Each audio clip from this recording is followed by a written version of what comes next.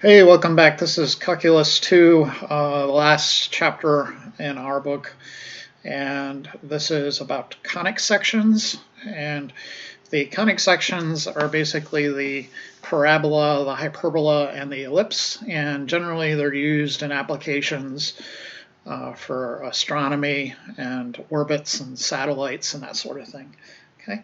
Okay, so let's dive in there. Well, I don't want to just leave it at that either. I don't want to say, well, it's astronomy, because a lot of people will say, well, I'm never going to use astronomy, and that's kind of crazy. I should even say, well, it turns out in multivariable, when we talk about three-dimensional objects, we'll kind of classify them in terms of different types called quartics.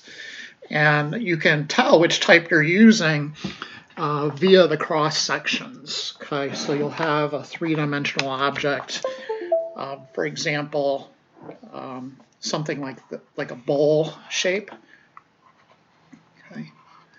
And if you do kind of a cross section that is, take like this piece of paper here and ram it through this guy here, the sort of object that you'll see on the paper after you ram it through, that cross section will be a circle, right? So you ram the piece of paper through, and sort of the residual piece on there.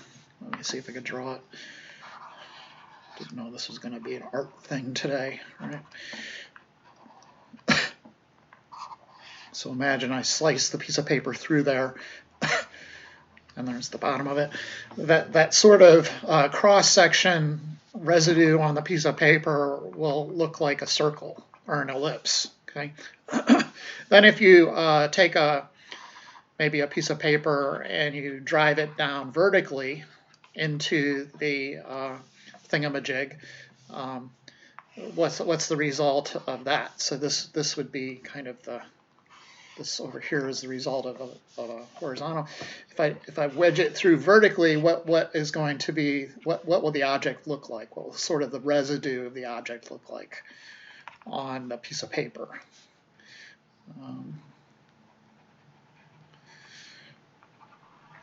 It's not a bad drawing there for a math person. Well, it looks like it's a U. It's a parabola, right? So here, the cross section,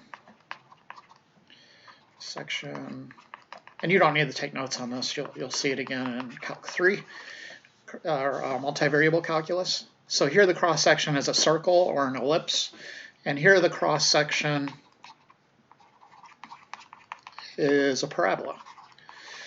So these three-dimensional objects that we'll kind of start with in Calc 3, they'll be kind of determined by their cross sections. So if you'll do basically three cross sections, these two, and then also kind of this cross section here. And basically what you're getting in this case is two parabolas and one ellipse, and from that knowledge you could determine which kind of quartic this thing would be. Okay, so this would be elliptic paraboloid is what they would call it. Okay, and there's like 6 different kinds, and you can characterize them in terms of their cross sections, and the cross sections are all conic sections. Okay, so I said in the beginning here they're used to model astronomy, but that's not it. Okay, that's not the end of the story. You're going to see them again once you get to Calc 3 and you're taking multivariable calculus, assuming you're going to take multivariable calculus. Okay, I know some of you are here against your will. So just bear with me. Try to enjoy the artsy kind of, I don't know what to tell you. Okay, so anyways, what are the conic sections then? Let's get into it. The conic sections. First off, basically the circle, which is, in my opinion, kind of an ellipse, but not really. Technically, a perfect circle is not an ellipse, so I'm going to have to mention the circle. And of course we all know some kind of the formula for this from pre-calc. I hope you've seen it before. Y minus k squared equals r squared. So r is the radius, and then h comma k would be its center. I'll just write c for center, is h comma k. Okay. What else? Well, there's the parabola, and that's kind of where we're going to start today. And you've dealt with parabolas a lot, but we're going to introduce it in a different way. And it's a different construction, and it allows us to do kind of a coordinate conversion formula on it. If you took trig and you remember the polar coordinate stuff, you can actually do this to the conic sections, and you get out some nice formulas that are a lot easier to take derivatives of and integrate. So if you're working in astronomy, then it becomes really easy. Anyways, parabolas, then the ellipses, which we'll look at secondly here today, which are basically like circles, but not quite. And then hyperbolas. And then fifthly, the degenerates. The degenerates. In Nazi Germany, they called, like in any modern art, degenerative art. So anyways, here for us, the degenerates are things like just points, straight lines, or sort of intersections of straight lines. Okay. So you'll walk into the situation thinking that you're dealing with a conic section, but because of the kind of structure of it, it sort of falls apart when you're trying to build the equation, and you just end up with the equation of a line, or maybe only one point actually satisfies the equation. Okay. And in case of these pictures, what would that be? That would be kind of like you did a cross section, but you only hit like the bottom. Right? So in that cross section, you just get a point. Or if you're dealing with a cone, so a cone is another three-dimensional object. If we were to do a cross section kind of vertically like this and put our piece of paper through it like that, you would see kind of the residue on the paper. What would that form? Well, it would be basically two lines, right? This line and then this line on the paper. So that would be kind of another degenerate version. And there are cases where you have these kind of objects like this, where there's a hole in between the objects. It's one object, but kind of like, there's a space in between them. And if you do sort of a quote-unquote cross section, you're not going to hit anything. So your formula basically would be nothing. So how would that work? Well, it would be something like x squared plus y squared equals -1. Okay, there would be no points x comma y that would fulfill that equation. So it would be as though that piece of the three-dimensional object is just not there. Okay. All right. So anyways, let's introduce this, and a lot of this is just pre-calc stuff, kind of remembering how all of these equations work. There's some completing the square and all that stuff. So anyways, and then on top of that, it's kind of like we construct these in a bit of a different way than before. So anyways, we'll start with the parabolas. And we'll construct it by considering kind of a set of points. Okay, the parabola is a set of all points such that some sort of equation holds true. In particular, the set of all points P such that the distance from P to this other thing, the directrix D, is equal to the set of all points P that are the set of all points that are the equal distance away from this other thing called a focus. Okay, so let's put the parabola here at the origin and kind of draw it going to the right, and then we can label the focus point. Let's put it. Got to make sure it works. Kind of, so about right there, and then the directrix is this vertical line over here, and the parabola is a set of all points P, so here's this point P, such that the distance from that point P to the directrix is equal to the distance, and my picture isn't all that great, is equal to the distance to the focus. So here's the focus, and this point D is on the directrix. Okay. So this guy here is the directrix.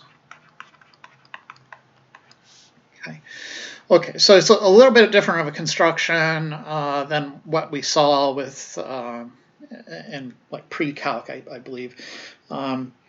So maybe we did this in pre-calc, I don't remember. But anyways, this point F, if we're in this orientation where the vertex is at 0, 0, so in this picture the vertex is at 0, 0, we'll give the focus the letter P.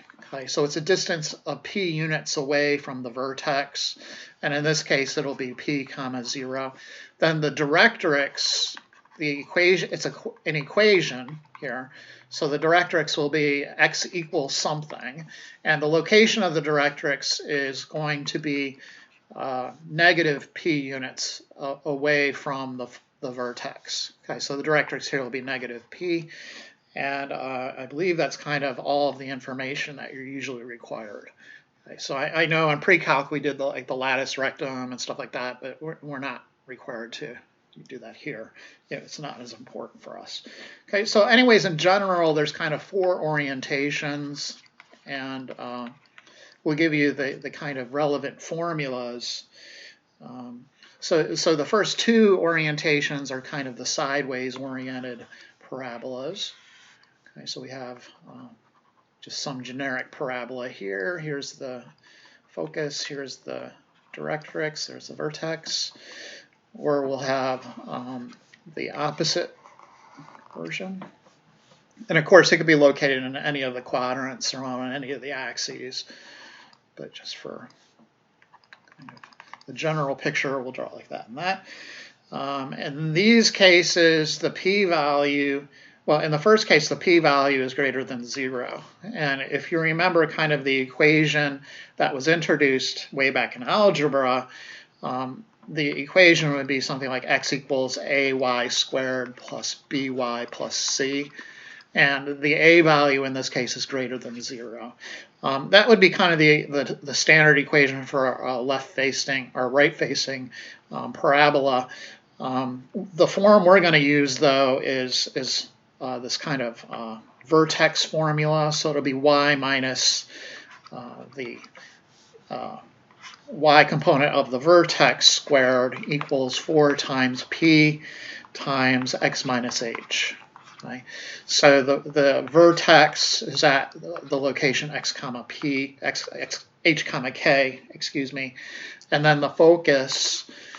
In order to get to the focus, you start at the vertex and then you move by the p-value to the left or to the right. So you're manipulating the x coordinate of the vertex. So it's going to be h comma k, but you're moving the x coordinate, so it'll be h plus p. Okay? And then for the directrix, you just go in the other direction. The directrix is going to be x equals negative, well, you have to start at location h, and then you move p units in the other direction. Okay. This formula will hold for both cases, the left or the right orientation. It's just that here the p-value would be less than 0. And so when you have h minus p, you would actually be moving to the right because it would be minus minus. Okay? And of course a would be less than 0 in this case. Okay. The other orientations, the up-down orientations, then, the ones that we're kind of more familiar with from our work in algebra and pre-calculus. There's the happy face, so concave up, or the sad face, concave down. The standard form that you're used to is kind of the y equals ax squared plus bx plus c. I just want to remind you of the vertex formula for that form. The vertex would be negative b over 2a, comma, f of negative b over 2a.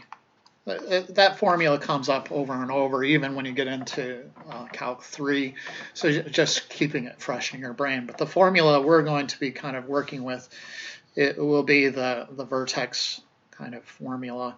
or you could read the vertex off of it. So it'll be, instead of y minus k, x minus h squared. So the x portion is squared in this traditional kind of orientation here on this other side of the line.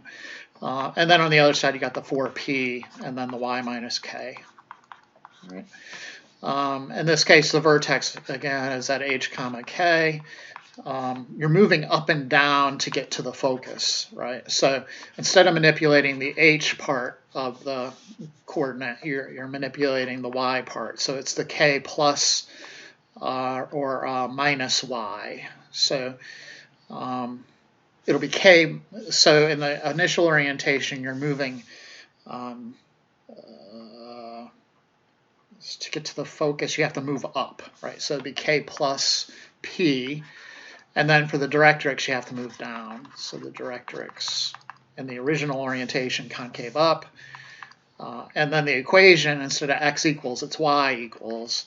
And you'll have k, and you're going in the other direction now, minus p. And of course, these formulas apply to both scenarios. It's just in the first scenario, the p-value is greater than 0. In the second scenario, the p is less than 0. And of course, when you're talking about a, b, and c's, this is a greater than 0, and this is a less than 0. Okay? Okay, so let's take a look at an example, maybe more akin to what you would see in the homework and in the on the next test. So they'll want you to find the focus, the directrix, the vertex, and graph it. Focus, directrix, and graph. Okay, so number, well, let's just make it an example, right? I don't know what the numbers are anymore. So y squared minus 4y minus 4x. Okay, so clearly it's not in the form, and I mean, when you're dealing with kind of randomly generated equations, you're not going to be handed it. It's not going to be handed in our vertex form. So what we're going to need to do here is to complete the square. So I'm going to put all the x stuff on one side and all the y stuff on the other. I'm going to have to complete the square on the left to get it into our form. On the right, I have 4x and then plus blank. To complete the square, it's always the b all over 2 squared, right? Where the b element is the coefficient on the y variable. So b all over 2 squared. In this case, it's negative 4 all over 2 squared. So it's negative 2 squared, which is 4. So I'm going to add 4 to both sides. And then I want to get it into our standard form right here.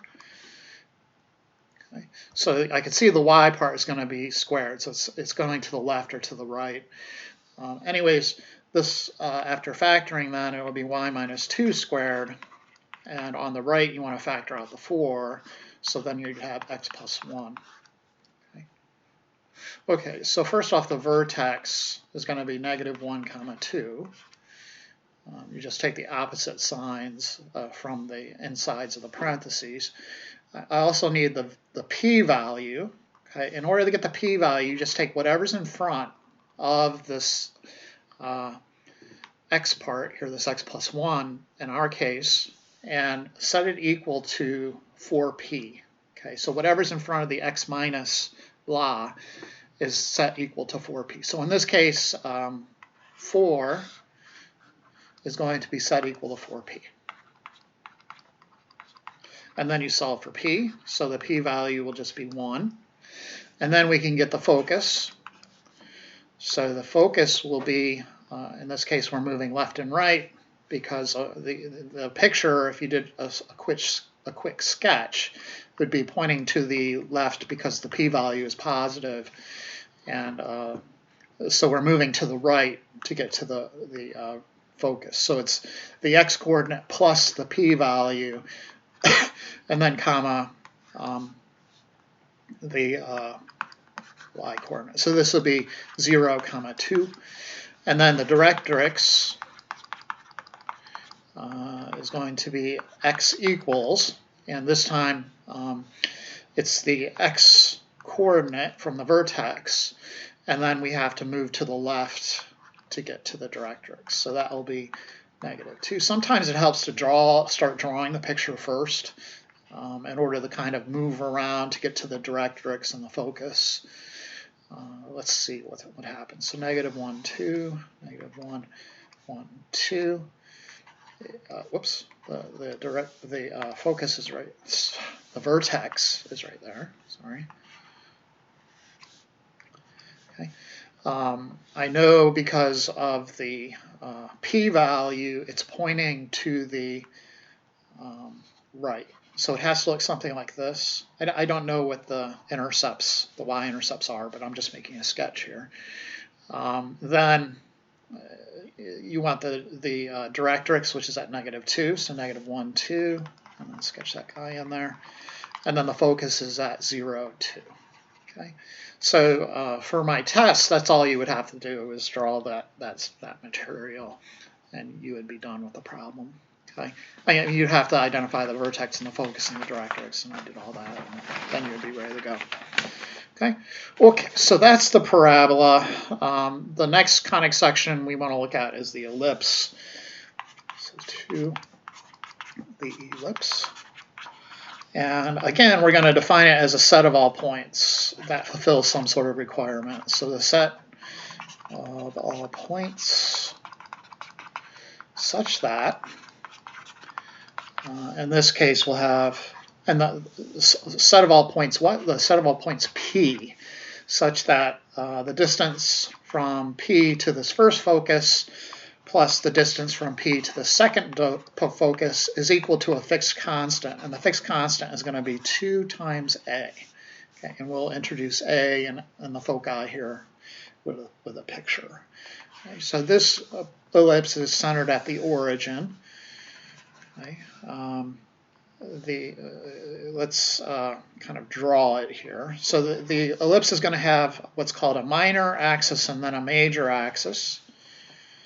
Okay. The major axis is the longer sort of diameter, quote-unquote diameter.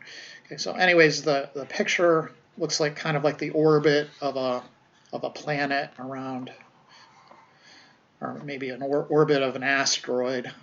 Most planets have kind of an eccentricity that's close to a circle, believe it or not. So people for a long time thought the orbits were perfectly circular because of that. I mean, they almost look exactly circular. But in general, when we talk about ellipses, their eccentricities don't have to be in a way that is almost circular. You can have these kind of flat ellipses. So anyways, what are the F1 and F2 points? So those will be foci, and they're on the insides of the ellipse. Let's call this one F1 and this one F2. So let's put a point P on the ellipse here, and the ellipse is a set of all points P such that the distance from P to F1 plus the distance from P to F2 is equal to a fixed constant 2A. Okay. So where is this constant A from? The constant A comes from the distance to what are known as the vertices of the ellipse. So one vertice is right here, located at position A, 0, and the other vertex is over on the left, located at position -A, 0. Okay. And then there's these vertices on the minor axis. Those are given the letters B, so 0, B, and then down here 0, -B. And then there are the location of the foci, which are given the letter C. Okay, so this will be C, 0, and -C, 0. Okay. Okay. The eccentricity for these guys will be the value C all over A. So it's kind of the closeness between the foci, a measure of the closeness between the foci and the vertices. Okay, let's look at the general case. We'll just look at 2 orientations. In other books, they look at kind of rotated by angles, so you can kind of have any orientation that you can imagine. That's a bit more realistic, but we don't have time to go through all that. So we'll just stick with 2 orientations. In general, we have these 2 pictures. So let me draw them up. So the one where the the one where the major axis is parallel to the x-axis. So maybe we have it sort of sitting up here in the first quadrant. And there will basically be 2 vertices on the axis parallel to the x-axis, 2 vertices on the axis sort of through this minor axis, which is parallel to the y-axis. Then you have the foci are always with the major axis, and then there's the center. And the formula for that object, if this is the point h comma k, the center is then h comma k. The formula will be x minus h squared all over b squared, all over a squared, plus y minus k squared all over b squared, and that'll equal 1. The formulas for all the little details, the vertices first, you're going left and right by a. All right, so you're going to start at the x coordinate and then move left and right by the a value. Okay, and then we don't mess with the height, right? We're just moving left and right. Okay. And if that's likewise for the focus, but you're moving by the c value, and I'll show you how to get the c value here in a second. And then there's these minor vertices. I call them the minor vertices. In the book, I don't think they really get carried away with them. I'm just going to call them VM. And to get to those, you have to start at the y coordinate of the vertex and move up and down by b. All right. And I believe that's all the information you need, okay, for this particular, to graph this particular guy. Okay, so that's the first orientation. The c value, and this will work for either orientation, the c value is just going to be the square root of a squared minus b squared. Okay, and in either orientation, the a value given will always be greater than the b value, so you need not worry about like negatives happening. Okay, and of course, again, the eccentricity in either case will just be c all over a. Okay. Let's look at the other orientation type, and this is where the major axis would be parallel to the y-axis. Okay, so we would have basically our foci now kind of vertically oriented, and let's put the center here, h comma k, and then we have these minor. Of course, it's going to nuke my entire picture. Please give me the pen. Okay, so we have some sort of situation like this, and then to get to the minor vertices, we have to go left and right. Let me redraw my ellipse. Okay, so again, the vertex is at h comma k. The formula is a little bit different. This time, the a value is with the y variable. Okay. In general, you won't be able to tell, like they're not going to automatically give you the formula. You know, usually you have to kind of work for it. And on top of that, if they do give you the formula, the a value may be the first term or the second term. It's just completely dependent on which one is bigger. Okay, so I'll talk more about that in a second.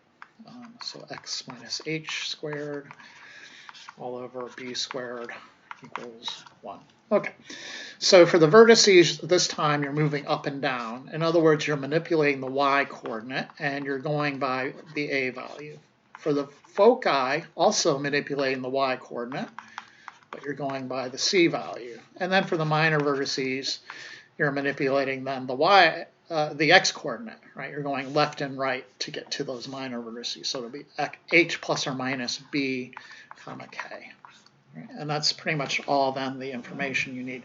Let's make this next example the video quiz. Video quiz, video quiz, video quiz, video quiz, video quiz. We have 9x squared plus 4y squared plus 36x minus 24y plus 36 equals 0. Okay. Okay. Just a note to the side. You don't have to write what I'm about to write, but in multivariable, you'll have something like this equal to z. And then to take a cross section in order to kind of see what it looks like in the xy plane, because you're going to have three axes now, x, y, and z. You'll have an xy plane, yz plane, and an xz plane. In order to see what it looks like in the xy plane, you just make z equal 0. Okay? And that will give you a particular cross section. And based off the cross section, you can tell what kind of three-dimensional object it is. Okay, so that's neither here nor there, but it's just foreshadowing a future Calc 3 material. Anyways, this is what we have on the chopping block for right now, and we need to complete the square. Okay. In general, you may not even know this is an ellipse. You have to complete the square to find out. Is it an ellipse? Is it a hyperbola? Is it a parabola? Okay. I mean, it kind of looks like an ellipse because it has two variables that are squared. Anyways, how do we do this? We need to complete the square. So we need to factor out the leading coefficient, and in the first kind of group of x variables, that will give us 9 times parentheses x squared. So I'm take the 9 out of there, and I need to take the 9 out of this guy, plus 4x, and then we complete the square with a plus blank. And then plus, now I have to do it to the y terms, right? So these guys, I'm going to factor out a 4 from both of those. So it would be 4 times y squared minus 6y plus blank. And then on the other side, I'm going to move the 36. So I get minus 36, but because I'm completing the square, I have two things to add in. So I can't forget that. Okay. So again, to complete the square, you need to take the b value, which in this case is the 4, and divide it by 2 and then square it. Okay, so we'll have 4 here. And then again, over here, take the b value, which is negative 6. I take negative 6, divide it by 2, and then square it. So that'll be negative 3 squared is 9, so I'm adding in a 9. And then if I add a 4 and 9 here, I have to add in the same thing over on the other side. But technically, I didn't really add in a 4 and a 9. What did you add in? You added in a 36 there, and you added in a 36 here. So on that right side, you can't put 4 and 9. Okay, again, on the right side, you cannot put 4 and 9. You have to put 9 times 4, which is 36. And then on the other guy, it's really 4 times 9, which again just happens by coincidence to be 36. They won't always be the same. Okay. All right. So anyways, then we can factor it. So x plus 2 squared here, plus 4 times y minus 3 squared. On the other side, you're just getting 36. And we're trying to get it into this form here. You know, one form or the other. This form or this form here. Okay. So we're almost there, right? The only thing we need to do is get a 1 on the right, so I'll divide everything by 36. And over here, 9 over 36 is the same as 1 over 4, so I end up with x plus 2 squared all over 4. And then 4 over 36 is the same as 1 over 9, so you get y minus 3 squared all over 9. And then on the right side, you just have 1. Okay, so now it's in our standard form. The vertex, the center, we can easily read off of the formula. The center is just going to be negative 2, 3. Okay. Then we need the focus and our vertex and our minor vertex. And to get all those, we need the A, the C, and the B value, right? Because we can use the H and the K, the negative 2 and the 3. We're going to be using that, but in order to kind of complete the picture, we need the A, the B, and the C. Okay, so what is A? Well, these things right here and right here, one is A and one is B, okay, sort of. In truth, one is A squared and the other one's B squared. Okay, the bigger one is A squared. No matter what the order, I know x plus 2 squared over 4 seems like A should be 2, right? But it's not. It comes down to the bigger number. So actually in this case, the A squared is the 9 and the B squared is the 4. In other words, A is 3 and B is 2. And the orientation then is the kind of egg on its head orientation. Okay, to get the C value, then we have a formula for that. It's just a squared minus b squared. In this case, 9 minus 4, which is radical 5, which for plotting purposes is approximately 2.24. Okay. Right, so now I can go through and get all my information that I require. The vertex. Because of the orientation, to get to the vertices, I got to go up and down, right? So I leave the h coordinate alone, the x coordinate, I leave that alone. And then I'm moving up and down by the a value, right? So I'll have -2, comma, 3 plus 3, which is 6. And then the other vertex would be -2, comma, 3 minus 3, which is 0. And we can even start drawing the picture. So sometimes that'll help. Right? -2, 3, -1, 2, 1, 2, 3. And then I need to go up by 3, 1, 2, 3. And that should be -2, 6. And then I need to go down 3. So 1, 2, 3 to get to the lower vertex. And so that should be -2, 0. And sure enough, there's -2, 6. There's -2, 0.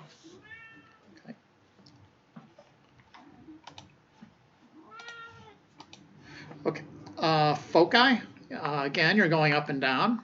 This time you use the C value.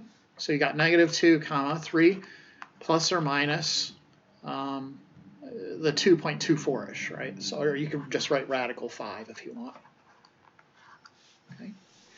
So you'll get foci 1 is -2, comma, 3 plus root 5. And then foci 2 is going to be -2, comma, 3 minus root 5. Okay. So I go up by 2.24, 1, 2, 2.24, about right there. I go down to 2.24, so that'd be about right here. Okay.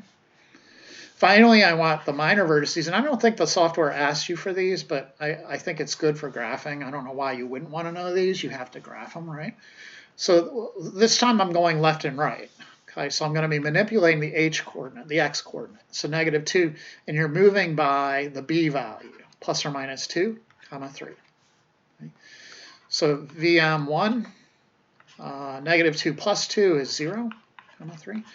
And then VM2, -2 minus 2 is -4, comma 3. On a test or whatever, you could just leave it as -2 plus or minus. I'm not really that picky. I'm just doing it for educational purposes here, listing all the points out and all of their grandeur. So anyways, we're moving back and forth by 2. So 1, 2. So one of our points should be 0, 3. And that's this guy here. And then I'm moving to the left by 2, 1, 2. So the other point should be -1, 2, 3, 4, 3. -4, yep, got it. Okay, so then you connect your dots and you have your nice little picture. I think the software also asks for eccentricity. I don't really need the eccentricity for the test. It's always C all over A though, so anyways, in this case it'll be radical 5 all over 3. Okay. And the more circular it is, the closer that value will be to, I believe the more circular it is, well, I forget how that works. I'm not going to get myself in trouble. Okay. Anyways, there's the eccentricity. Okay. Let's look at then, so that was a video quiz. Okay, they're kind of long video quiz. That's the first video quiz in homework 9. And homework 9 is going to be our last video quiz, so it's just going to be 10-1, 10-2, 10-3, 10-4, 10-5. And you'll turn all of that in at the same time. Okay? Okay. Let's move on then to the hyperbola. Hyperbola. Okay. And again, we're going to define it as a set of points based on some distances. So it's a set of all points such that, and again, it's a set of all points P, such that the absolute value of the distance from P to foci 1 minus the distance from P to foci 2 is equal to a fixed constant. So a lot like the ellipse, but you have a minus sign in there instead of a plus. Okay? And the absolute value thing is weird too. Okay, let me give you a picture of a hyperbola centered at the origin. Okay, so we have the way we usually draw this is by kind of making a box first. And the box is based off of basically what would have been the ellipse, the vertices in the ellipse version. So the A and the B values. And then you're going to draw some asymptotes. In pre-calculus, they wanted the formulas for the asymptotes usually in the homework. That's not the case in our homework. You're not going to be asked for asymptote formulas, so I will be disregarding that bit of information. Anyways, where the heck are the actual graphs of this thing? It has two branches. It has one branch like this, and they both look like parabolas.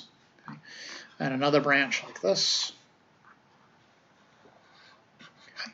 And then the foci this time are kind of on the outside of the vertices.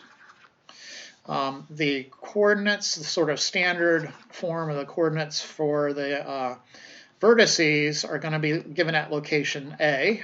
So this would be like at A0. This would be negative A comma 0.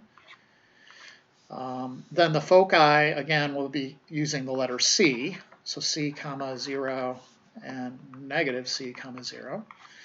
And then these tops and bottoms of the box will be given letter B. So this will be 0, B. And this will be, and this is not on the graph, 0, negative B. Those points are not on the graph. They're just used in order to get the box so you can do the asymptotes. Okay. From the definition then, we need a P. So the P value maybe like right here is our P value. And the hyperbola is a set of all points such that the distance from P to, maybe I should put that in a different color, right? The distance from P to, let's call this one F1, and the distance from P to F2, the difference between those distances is a fixed constant. Okay, so there's F2. It's not a very straight line, but hopefully you get the idea. There it is. Okay. Okay, so that's the old picture.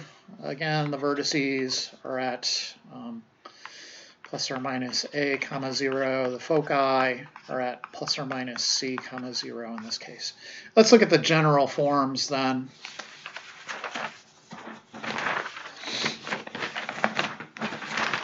So again, we'll just look at two orientations like we did with the ellipse. And a lot of it is kind of just the same exact formulas. The C formula is going to be different, though. And also, instead of having a plus in between these two terms, you'll have a minus.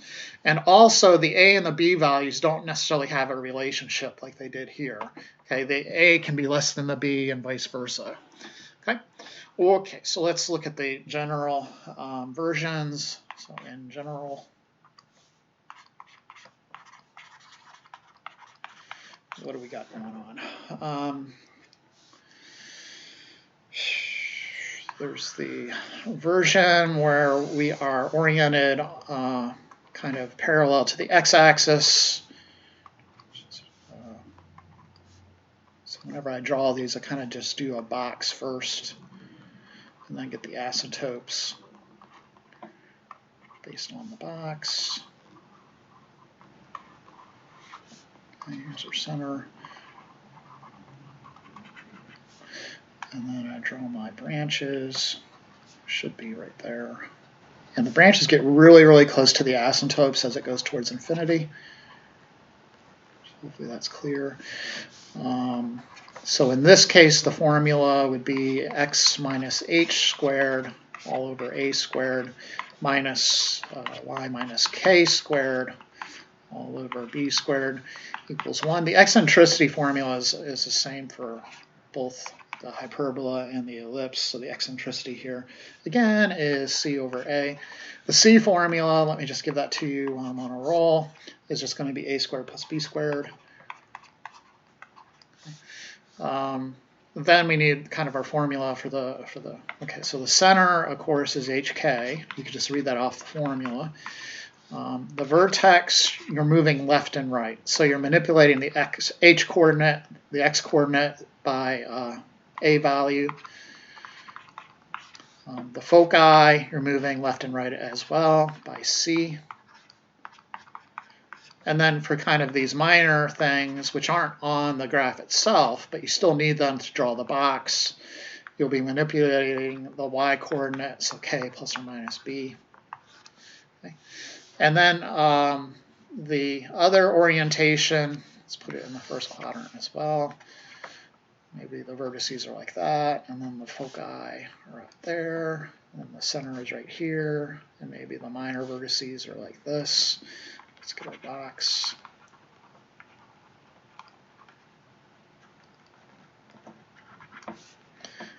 Get my isotopes.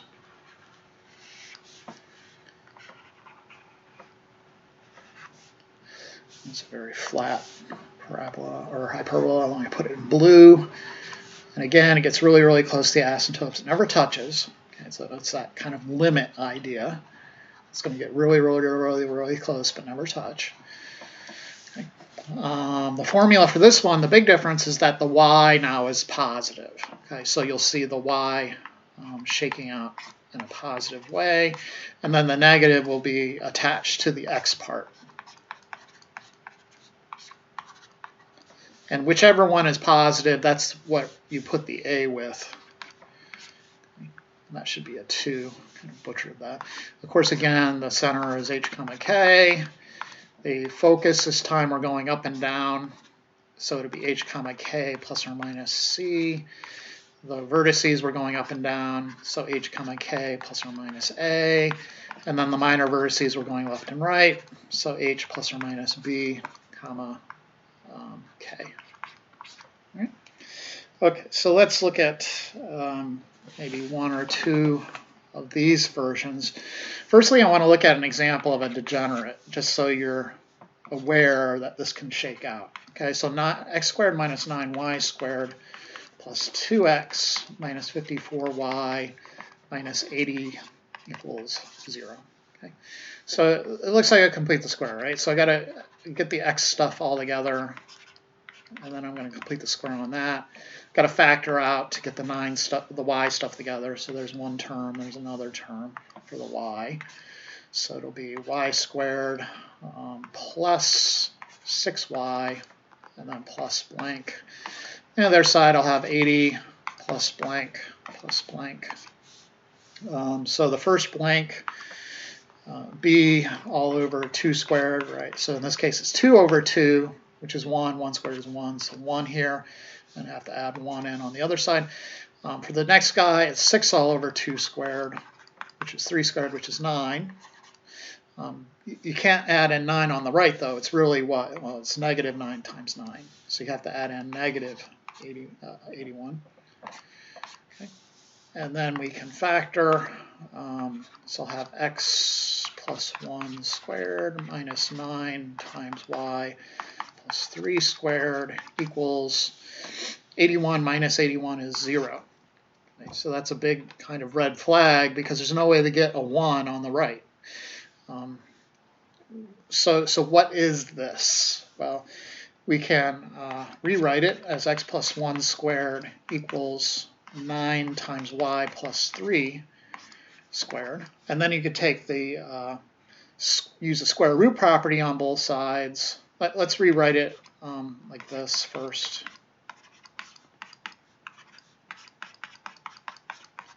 Okay, so but the square root property will have 3 times y plus 3 equals plus or minus x plus 1. Okay. Looks kind of odd, but what it is really 2 equations of lines. So the first equation, we have 3 times y plus 3 equals plus x plus 1, the positive version of x plus 1. Right? So we'll have 3y plus 9 equals x plus 1, and we'll have 3y equals x minus 8, and then we'll have y equals x over 3 minus 8 thirds. Okay. The other equation then gives us Again, 3 times y plus 3, but then negative x plus 1 on the right. So you end up with 3y plus 9 equals negative x minus 1. Then you got 3y equals negative x minus 10. And then you get y equals negative x over 3 minus 10 over 3. Okay, the end result is, it seems like I made a mistake somewhere.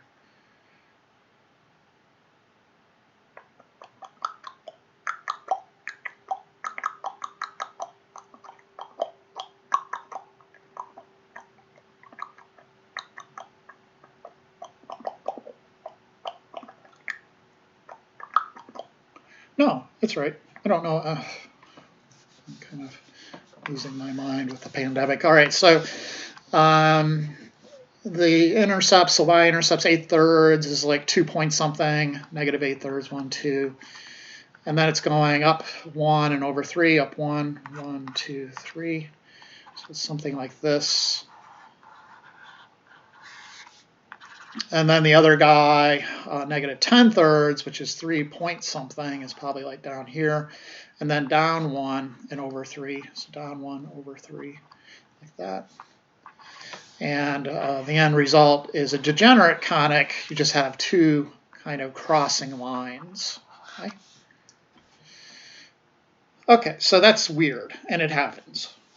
Let me then look at the more traditional type, and we could start going over to WebAssign and kind of seeing what they have in store for you. Okay, so let me get WebAssign. 3 days later. Stay signed in, please. And there's an easy one that's kind of set up for you. Let's look at one that's maybe not so set up, right? So this one is completing the square, is number 8 in WebAssign. I got 25x squared. I hope this wasn't degenerate. It kind of looks like it's degenerate, but I don't think it is. Minus 16y squared plus 100x plus 32y plus 85 equals 0. So I need to factor this guy, 25x squared plus 4x plus blank. Then I'm minusing factor out of 16 from the y parts, so y squared minus 2y plus blank. And on the other side, it looks like I have a negative 85. Let me move my work over a little bit. Plus blank, plus blank. Okay, so right here, 4 over 2 squared. 4 over 2 is 2. 2 squared is 4. And then I'm not adding just 4 in on the other side. It's really 25 times 4, which is 100. And then for the second guy, negative 2 over 2 is negative 1. Negative 1 squared is 1. But I'm not really adding in 1. I'm adding in negative 16. So negative 16. And then I'll have 25 times x plus 2 squared minus 16 times y minus 1 squared equals, drum roll please. I'm not doing that in my head today. My head is like, forget you. 100 minus 16 plus 80.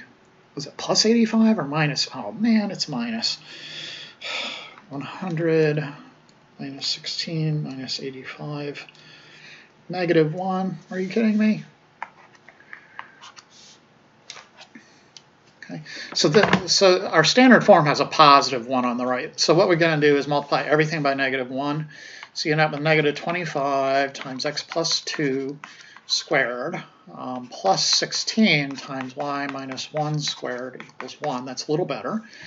Of course, our hyperbola as the standard form is always a fraction. So what you do is kind of like when you're doing L'Hopital's rule and you had like an infinity times 0, you just go 1 over what.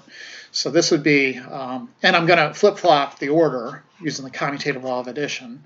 So first I'm going to, okay, so first let me one thing at a time, right? So 16 times y minus 1 squared minus 25 times x plus 2 squared, because you always need the positive term first. And then I'm going to do the 1 over 16 type trick. So I'll have y minus 1 all over 1 over 16. minus x plus 2 squared all over 1 over 25 equals 1. And that will then give me kind of my information. So first off, the center is going to be at negative 2, 1. And you can see there to the right, that's the first answer. Then I need my a, b, and c values. So the a is always going to come from the positive term. And the positive term this time is the y term. And this will be a squared. So just a is going to be 1/4. So a is 1/4. And then the b term will be from the negative term. And of course, in the denominator, we say 1/25, so b will be 1/5. And then c will be the square root of a squared plus b squared. So this should be crazy. 116 plus 125, no common factors there. Thank you very little. Let me go to my calculator.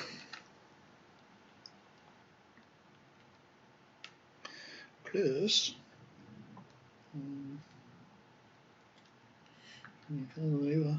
41 over 400,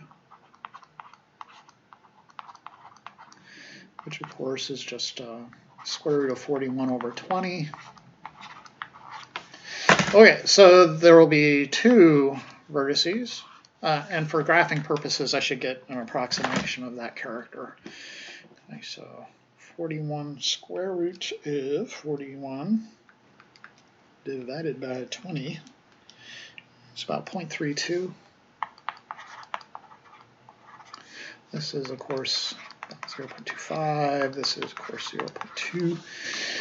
So anyways, the vertices, you know, the orientation is kind of the egg standing on its end, or, sorry, the branches are going to be like this, okay, because the y value is positive. Okay. So to get to the vertices, I'm going up and down. So I'm going to go negative 2, 1, plus or minus 1/4. And so that gives me vertex 1 is negative 2, 4/4 plus 1/4 is 5/4.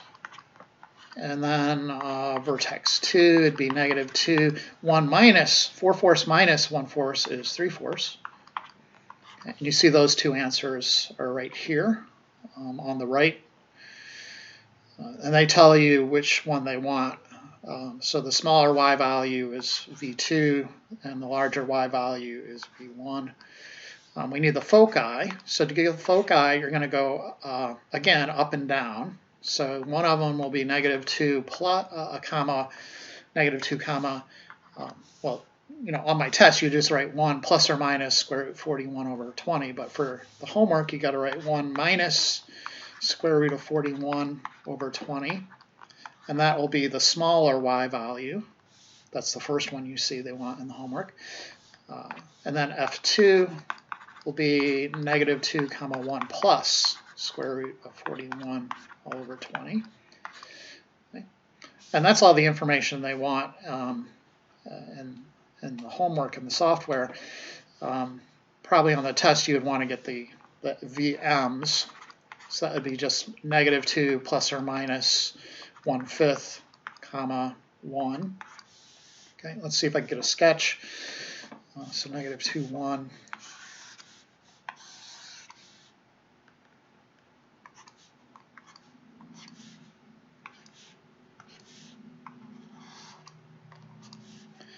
Negative 2, 1. So I go up to 5/4. Wow, this is going to be really small, ain't it? Up to 5/4, down to 3/4, and then 0.32 is just barely out there like this. And then the b values, I'm going back left and right by 0.2. So maybe like this and like this. So there's my box. And here are my isotopes. And then my branches, I'm drawing red.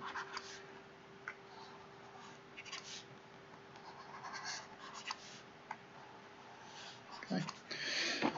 let's see if that's easy to figure out in the software. So it's at -2, 1. So the first one is wrong because it has to be, the orientation's wrong. The second one is also wrong because the orientation. The third one could be right, and the fourth one could be right. They almost look exactly the same, right? So one thing you could do is, I mean, they're almost exactly the frickin' same. Look at the X-Intercepts. So the X-Intercepts will be y, where y is 0. So for the X-Ints, you let y equals 0. And what do you end up with? And it may be easier just to work with the original equation.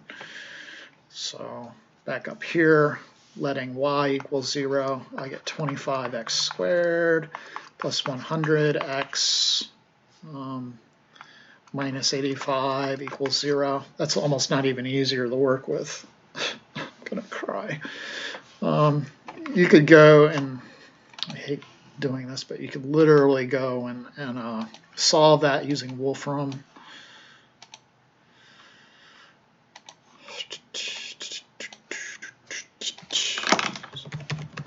Solve 25x squared plus 100x minus 85 equals 0 for x. And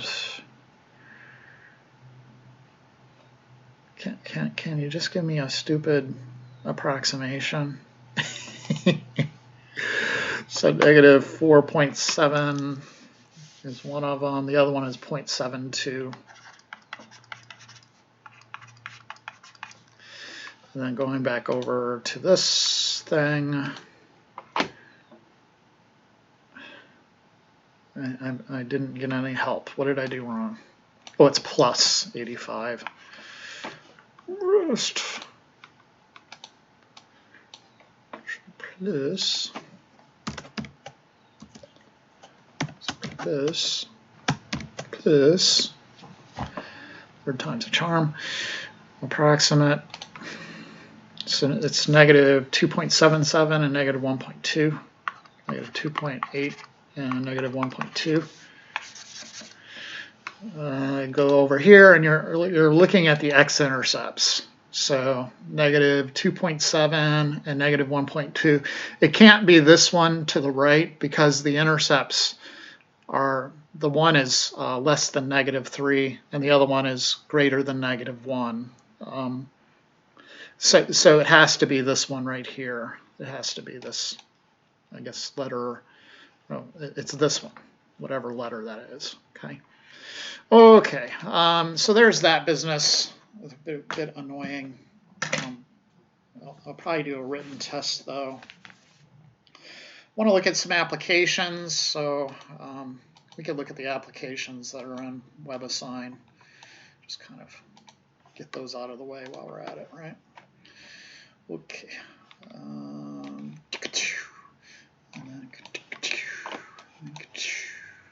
then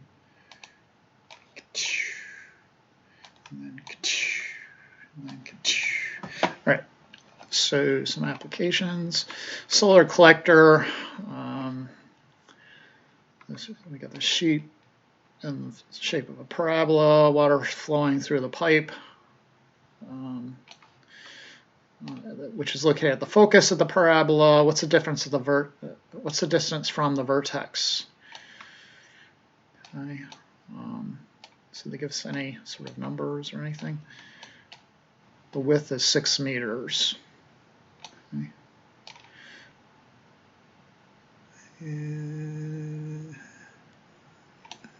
This doesn't seem all that helpful.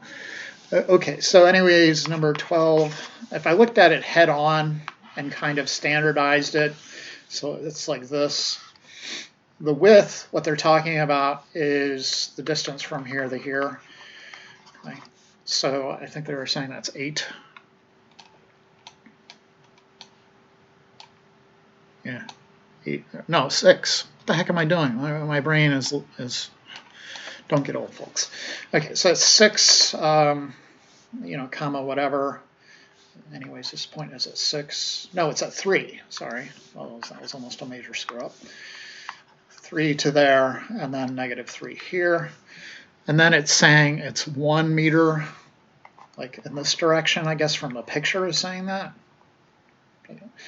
You might think it goes, the actual pipe is supposedly sitting at the vertex, and at least from the picture, the vertex is above that value of 1. So this point on the parabola is at 3, 1. Okay? And then this point here is 0, 0. So given this orientation, if you kind of go back to my general forms way back in the notes, which it's not letting me scroll up because it's being a jerk. But the general form for that orientation would be with x squared. So you would have x minus h squared equals 4p times y minus k. All right. The vertex, because of the way I've oriented it, is at 0, 0, so I could at least put that in there. So it'd be x minus h, in other words, x minus 0, in other words, x squared, equals 4p times y minus 0. In other words, it's just y. Okay. And I know another point on the parabola is just given as 3, 1. Okay, so I'm given this point 3, 1. So it seems like I could just plug that 3, 1 into the equation, and I'll be able to solve for p, and that will tell me kind of the distance to the pipe, which is supposedly at the focus. And that's good because for parabolas, all of the sunlight will reflect. That's just a fact of physics, right? So if you have sunlight coming in right here, it'll automatically reflect to the pipe, no matter where it hits in the parabola. Okay, so plug in 3, 1, so I get 9 equals 4p times 1. In other words, p is equal to 9/4. And because of the orientation, that means the focus is at 9/4. So, the vertex, because it's at 0, 0, in order to get the focus, you just move up to 9/4. So it'd be 0 plus 9/4, which is 9/4. What do they want to know? What's the distance from the vertex to the focus? And it's just 9/4, and you can see the answers written there. Okay, so the distance from the vertex to the pipe is 9/4 meters. Yay. Right, I got another one for us. Okay. So this is more of an astronomical type one. The Earth moves in elliptical orbit with the Sun at one foci. Okay, so the Earth revolves around the Sun. So we'll put the Sun right here at one of the foci. And then we'll put the Earth up here, floating about. Okay. The length of half the semi-major axis is 149598. I assume that's kilometers. Okay. So the major axis is this distance here.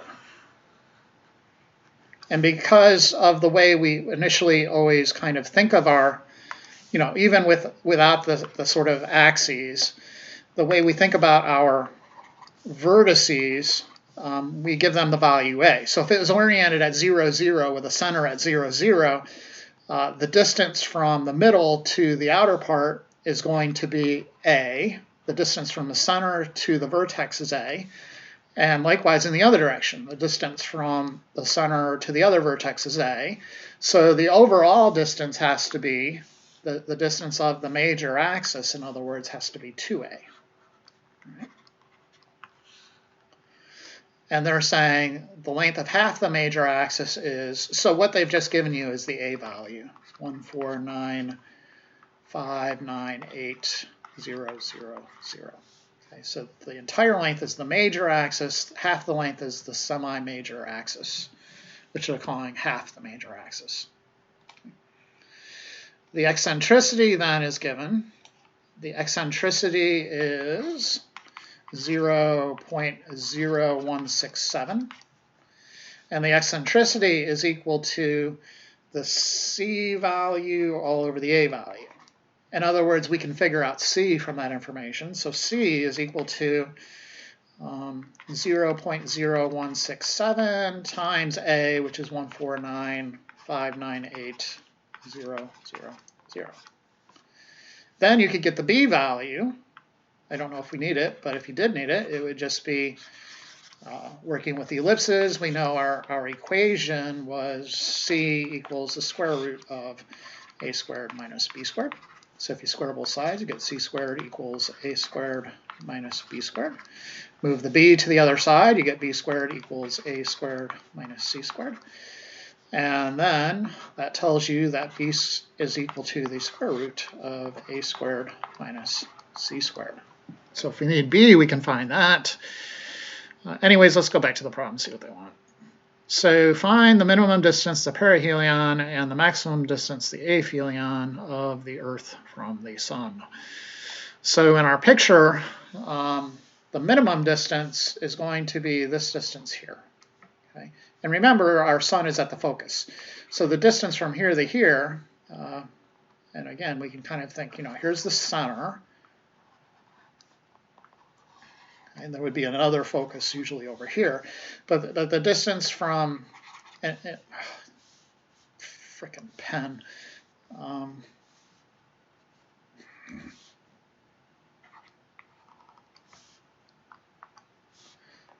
Just orbiting.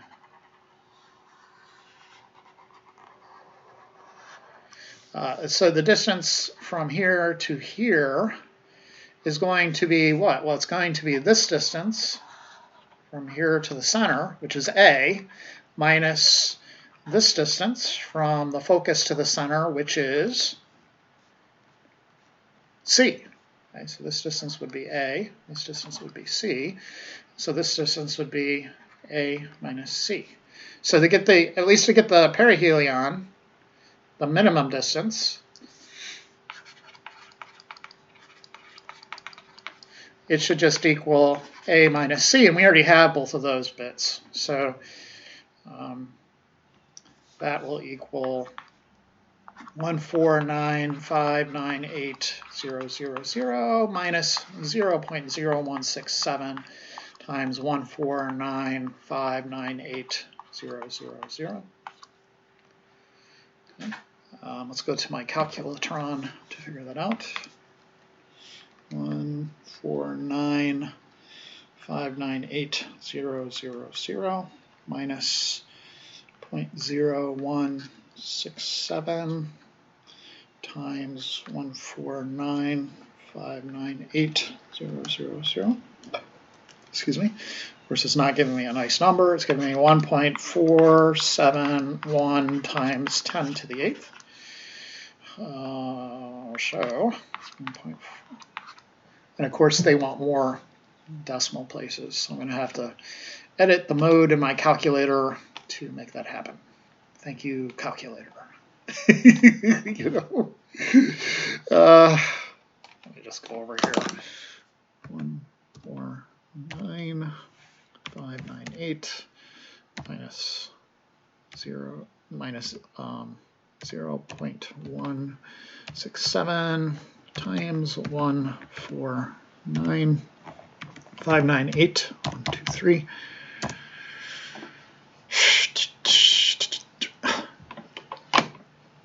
I forgot the 0, 0, 0. Okay, so it looks like we're getting 1. If my pen decides to work, we will get 1, 2, 4, 6, 1, 5, 1, 3, 4. Let's see if that's it. And it's not it.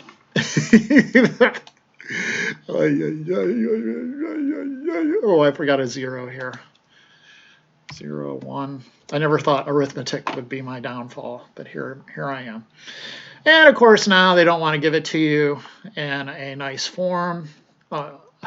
Jerks. Okay, so it's 1, 4, 7, 0, 9, 9, 7, 1, 3, 4 times 10 to the 8th. 1.47.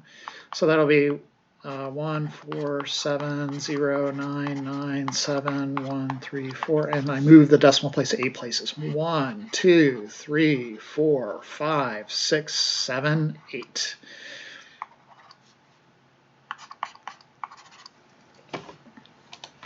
So that should be right, and it is. Then I need the aphelion.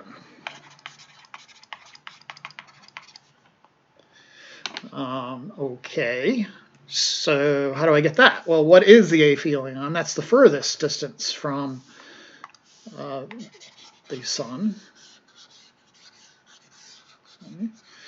So in particular, that distance we want is this distance when the Earth is right here. And that distance is what? Well, it's this distance, which is c, and then plus this distance from the center to the vertex, which is a. So it must be that this complete distance that we're after is c plus a. So we should be able to just edit our answer, it's a, and get a nice number. So plus, and this time we're getting 1.5209628666 times 10 to the 8th.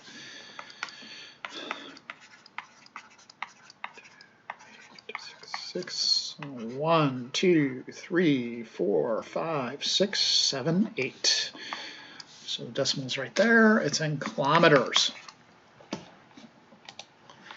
152.096.286.6. Okay, great. Sorry this video is so long. I just wanted to hit those 2 applications. There's some really cool stuff on the web.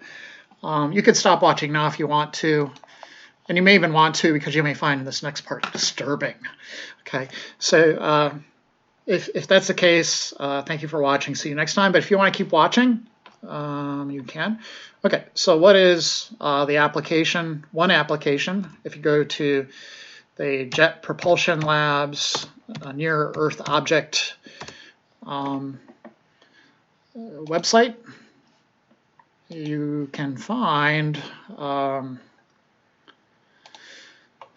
information on near Earth objects. So these are asteroids headed toward, or well, not headed toward, but in the vicinity of Earth. And you can go through and take a look at whatever object you want. Let's see if they give us a quick, they made everything so much more complicated since I've been here. If I just go to orbits. Well, one thing you'll notice is all of the stuff that we've been talking about, the semi-major axis, that is terms that they use, here in real life for talking about the orbits of these comets and stuff. The orbit diagram. Let's see if they can give us one. Here's series A801AA, and you could watch it here in real time as it floats about on its business. Okay, so there's Ceres, and it doesn't look like there's any possibility of Ceres hitting Earth anytime soon. But you could find ones that are near Earth objects. Okay, let's see if we can find one that's going to hit Earth.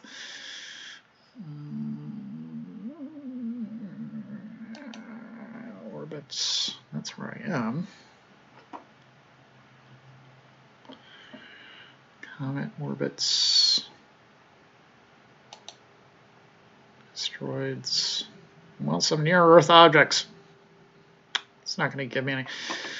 Well, I apologize. If you look around long enough, you can find the NEOs,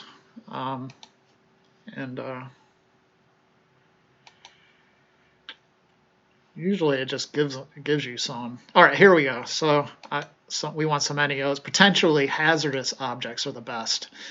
Okay, so let's see if it's going to allow us to kind of just. Man, they made it super complicated. I need to be some sort of.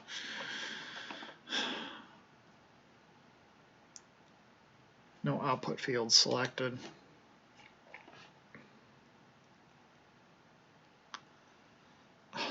Just make everything so complicated.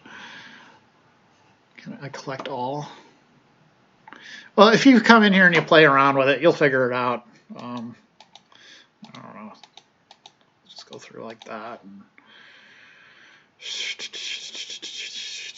output. I want the orbit diagram. You know. Give me the orbit.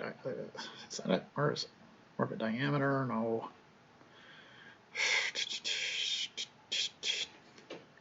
So give me the table. You know? No output field. Okay. Well, thank you for screwing it up, NASA. Notice all the values that they use over here, the perihelion, the A value for semi-major axis. Those are the same values that I'm teaching you here. So you can go here and fool around with them. And I don't know, it used to be a lot more fun and easier to use, but they've decided to make it more technical for whatever reasons. Make it more realistic, I guess. Okay, so we'll leave you at that. Thanks for watching. We'll see you next time.